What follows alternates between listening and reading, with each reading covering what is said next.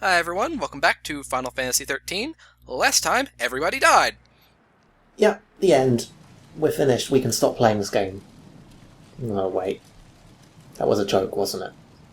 Well, no, you can see the ship, they're all dead. Look at them, they're totally lifeless.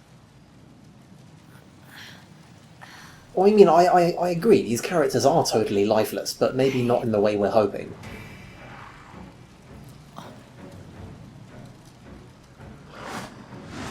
I don't know. Is it... Like, it's totally plausible that these random monsters could actually maybe kill them, right?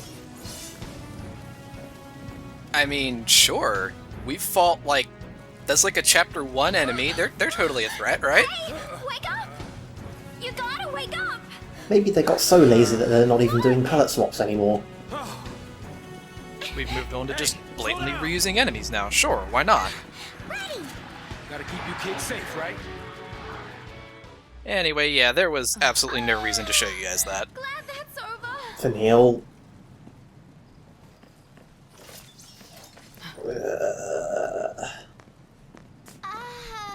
Vanille. Vanille. Man, I'm beat.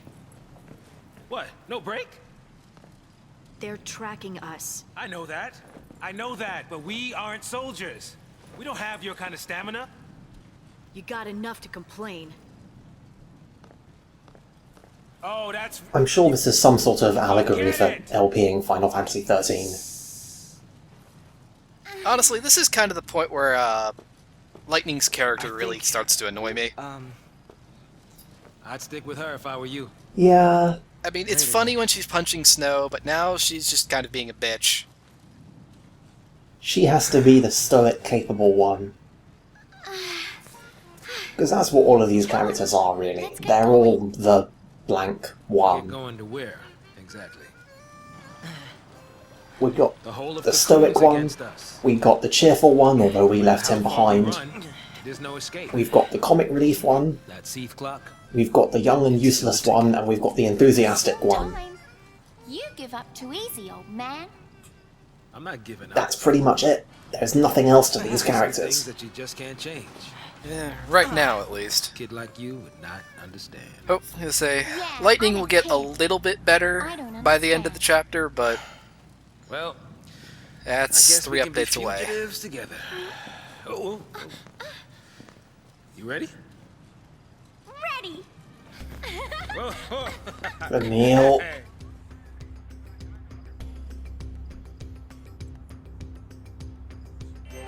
Right, so they give us control of Saz here, Shall we then? but, like, there is literally no point. We can go back and look at where the ship crashed, and we can take about 30 steps forward, and then the game will yank control away again for...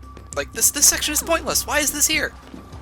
Well, you say that, but you can say that about pretty much most of the game. No! There, that was it. That was the whole point of that section. But at least it's not the end of the line. Hey, another ultimately empty environmental set piece. There was no reason that could not have just been a cutscene. More Final Fantasy XIII. Sometimes you get some serious beginning of Metal Gear Solid 4 syndrome here.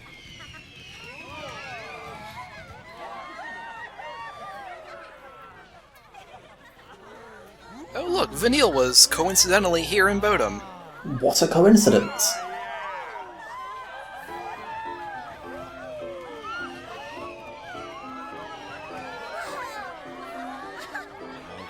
Remember this flashback, because it's going to be the last pretty thing we see for a while. Also, hand gesture count.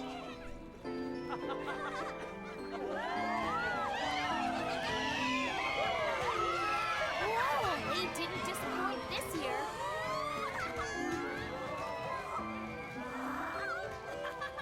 Wow.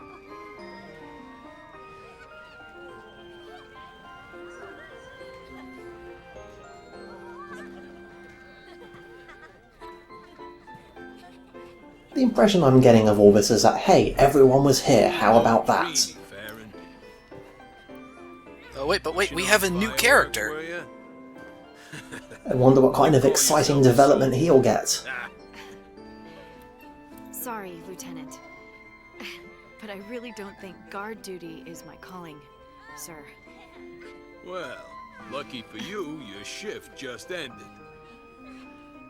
Pack it up and go home. But, sir... SciComm found something in the vestige nearby. They don't want the Guardian Corps here stepping on their toes. I'm sure you heard about the accident at the Uriday Gorge energy plant, and how it has the SciComm lads in a tizzy. Yes, I'm sure she's heard. Yeah. That's why we were reminding her. Incident than accident. Something pulse It related. definitely was not just brought up out of nowhere. You're taking tomorrow off? Sir, for my birthday, sir. My sister, she insisted on it. 21. Sarah's been irritating people since before the game It's a even good started. time to send off that letter of recommendation for officer training. Lieutenant, You're past due for a promotion, Farron.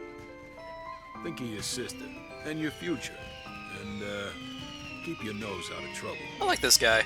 out of SciComm. He looks out for Lightning, and he pretty much tells... Yeah. He looks out for her, and then he pretty much is like, now keep your shit out of there, out of SciComm's business, and everything will turn out okay. Oh, look at that. Whatever you do, do not become the protagonist of a JRPG.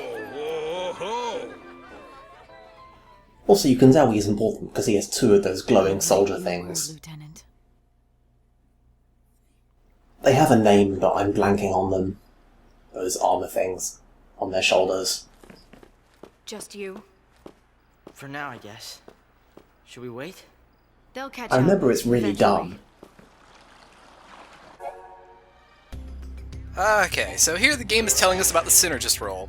We are not going to use it because this section is really easy. Yeah, synergists are great, but ultimately they have their one use, and we're not going to come across it here, so why? On the flip side, this is the point where the game throws us back into two-person paradigms. Because, clearly, you know, after giving us a taste of what the real system is like, they need to take it back away from us. Hey, we just got a passive ability for lightning. It sounded important. Yeah, the Fault Siphon ability takes... It increases damage to anyone that has a condition. Like poison or some kind of debuff or anything like that. Hey, we're not even like the first battle winter where we have a saboteur and already they're becoming useful. But I guess we'll find out about that in a couple minutes. Yeah. So yeah, synergists are... They're your buff casting guys. They do exactly what you imagine a buff casting guy will do. They get abilities like Protect and Shell, and then they cast them on you, and then you take less damage. Junk around here came from Pulse, didn't it? But yeah, we'll talk about them next time. Yeah, combat does get sufficiently difficult, sufficiently fast enough that like synergists actually feel genuinely useful and well integrated into the game. But not quite yet. Although the importance of buffs is about to be driven into us. These are the Thexterans, and they are the Pantherans' big brother. They have a trick, though, called Warcry, and when they use it, they will apply the buff Bravery to themselves. Bravery is great. I wish we had it. Yeah, Bravery increases your... Oh, there it is, right there. Bravery increases their physical attack, and we will see it in later fights, but Bravery basically is... I'm not sure the exact number, but it's somewhere between a 1.3 and 1.5 flat damage multiplier. Which is not nothing. Like, it is like, you can significantly increase your damage by properly buffing and debuffing the enemy. Someone in the thread pointed out about Libroscopes, a thing that I forgot, which is that they are, in fact, roundly better than the Libra ability, not only because they're an item and thus 3, but also What was left over from the scrap. that they target all the enemies that are in the fight, and they fully reveal all the information at once, immediately. So that's pretty good. Yep, the scan droids are back there. They're really not that dangerous anymore. We've leveled up a bit. I say their electro kick used to like 2-shot lightning, now like 3/4 HP, she can take 2 to the face and keep on going. Yeah, she's gotten a lot more HP. Which, funnily enough, is pretty much the only thing that happens in this game that makes you more defensive, other than buffs. But hey, this guy looks interesting. Yeah, this is the Pulsework Soldier. They are very similar to, they're very similar to the guys previously, where that have a ton of resistance until you stagger them. You can do okay damage, but really, if you don't stagger them, you're going to take forever on this. But they're also completely helpless, as you can see. Yeah, you'll notice that this game actually, like, one of the good detail things this game does is that enemies have a lot of great animations and, like, mechanical things that happen when they get staggered. Like this guy who sits there, like, split open, spinning around with a little energy beam showing. It's like, it's a legit nifty thing. Hi, Miss Tri-Disaster. Yeah, dual casting's just not the same. Yeah, we're gonna be seeing a hell of a lot of two-person paradigms for the next several hours. Don't know how many hours, but it's definitely double-digit. Yeah, there will be a brief segment here where we have, after this, where we have Vanille, Hope, and Saz, but after that it's going to be two-person paradigms all the way to Chapter 7, Chapter 8, something like that. Yeah, I can kind of understand the point of having, like, a lengthy gameplay bit that limits you to only two people, because now that you've got all these rules, and you've got the roles, You know where you're going, right?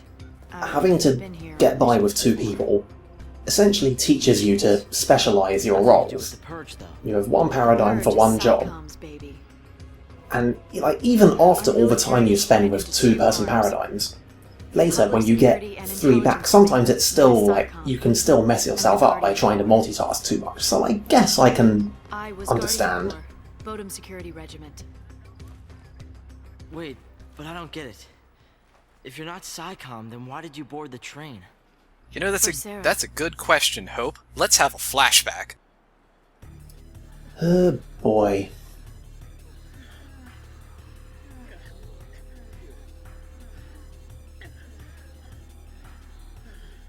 So you'll know that Day 13 was the original day of the Purge, at the beginning of the game. Yeah, the game starts on day 13. Stay in your lines. And this is pretty much the last thing that happened before the starts. Be returned upon arrival.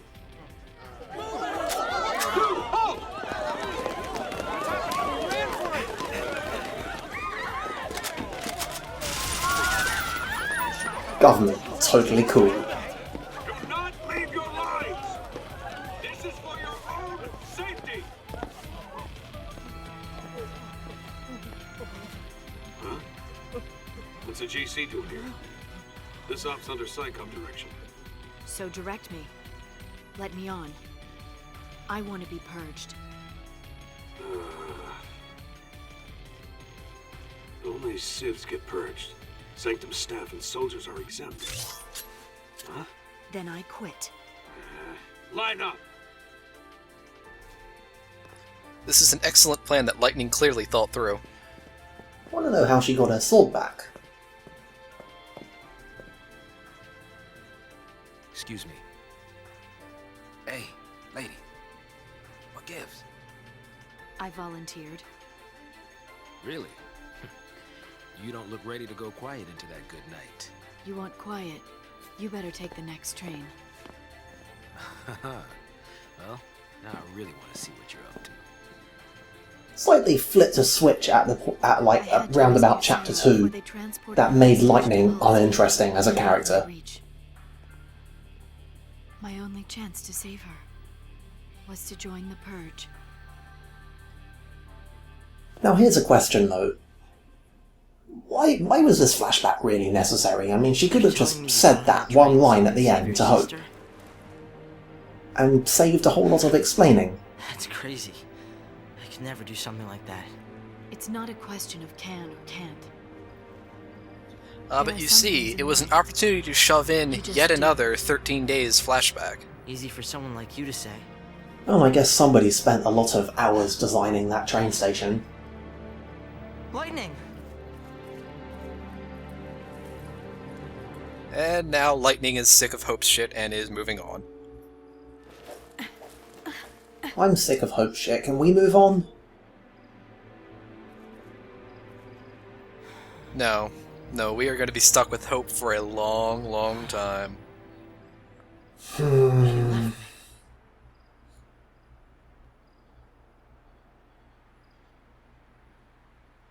Meanwhile, 1, 2, 3, off we go! What are you up to? Hey! I miss Hope already. Oh, with the chocobo! Look at him!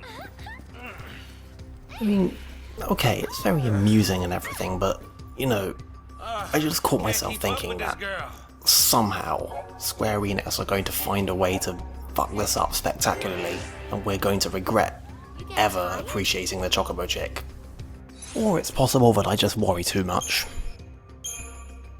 Alright, so now we have Saz and Vanille. And if you've been paying attention, you know that that means we do not have a commando anymore.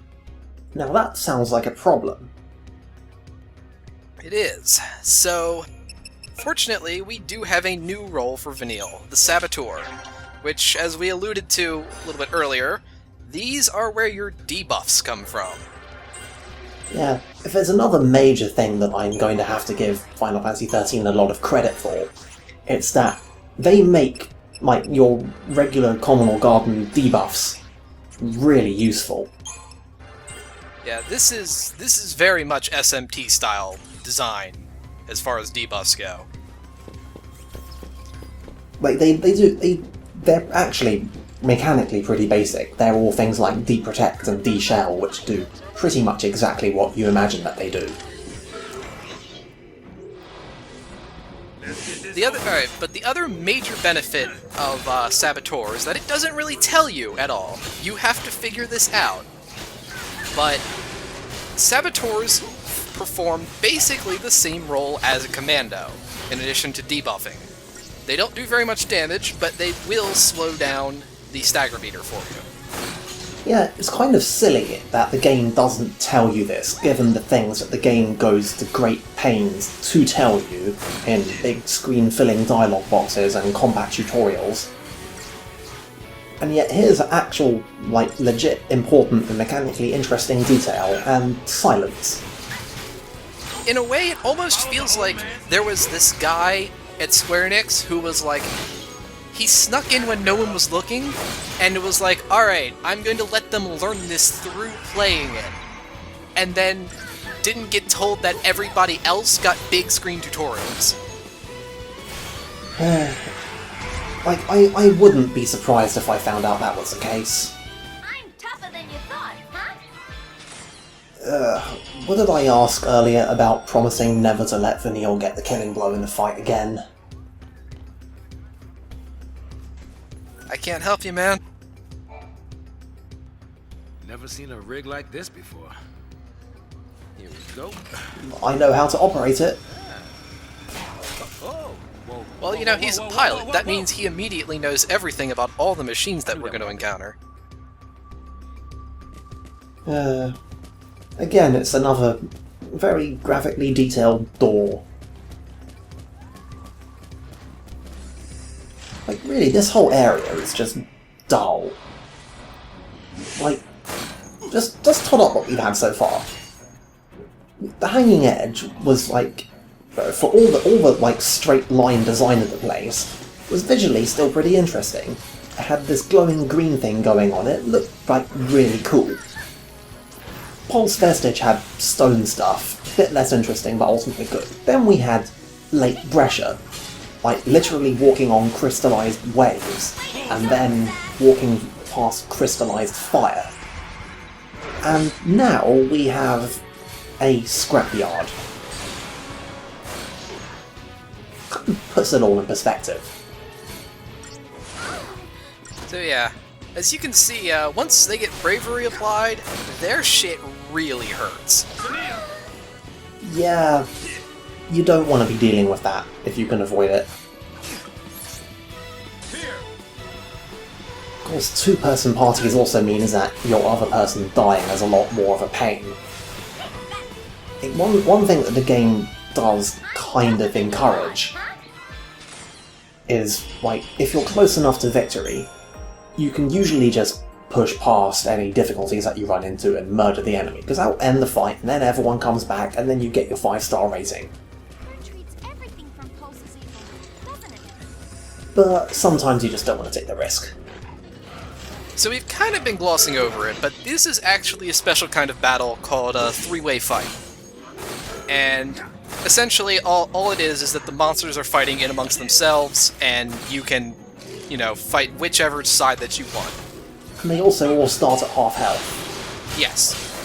The reason I bring this up is that this fight in particular is a trap. Pulsework soldiers are very dangerous on their own. So, like me here, you are, you know, first thing you do, you want to knock out that, and then let the robots and the Thexterans fight among themselves, right? Seems legit. Well, here's the thing. The game doesn't tell you which enemies are allied with each other. It was all of them versus the Pulsework soldier. Well then. You can see about how well that went for me. Yeah, that was kind of a shutout there. Run out. Well, maybe we should try that again.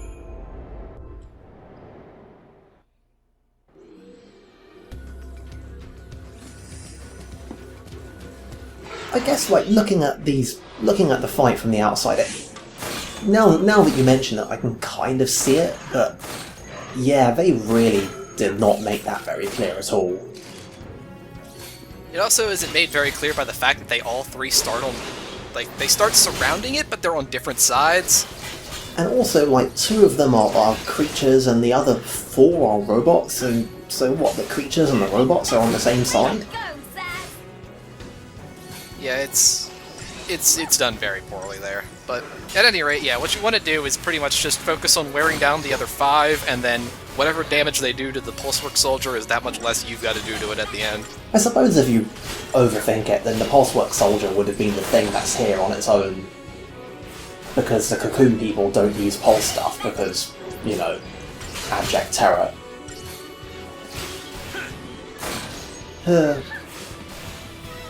Yeah, it's still dumb. Yeah, this one goes much more smoothly.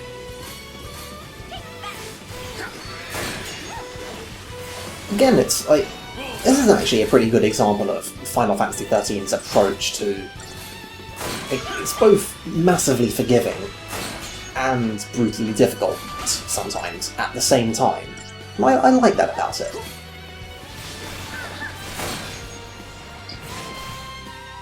You should see your daddy now. You what now?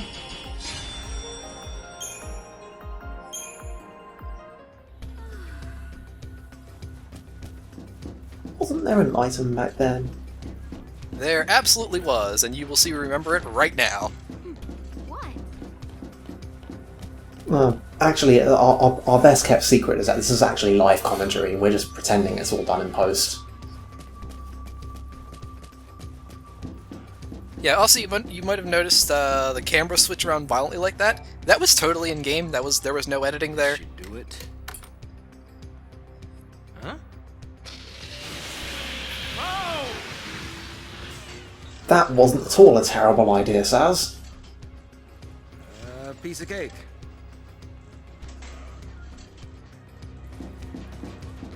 The only reason I mentioned that these three-way battles is that this section right here is the last time we are going to see them for about 20 hours. More Final Fantasy XIII.txt. I'll give them credit though, they do show up in the one place at this game where anything showing up at all becomes significant. Where's Grumpy?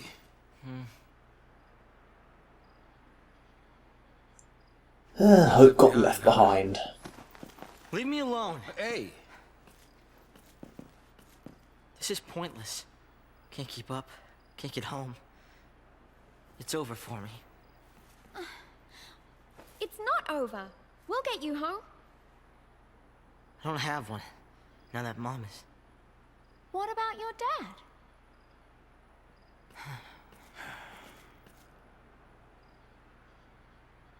Oh, damn it, Vanille, you did it again. Hey, he was here too. What a coinky dink.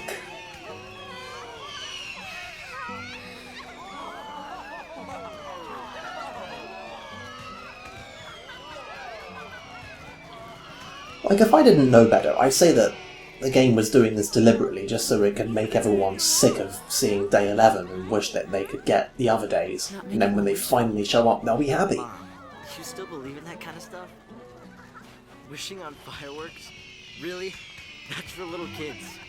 What are you calling kid? Although we do get to see Hope not being awful and mopey, so I guess that's worth something. Could come with us. Why? It's weird in Better that like this. We don't need him.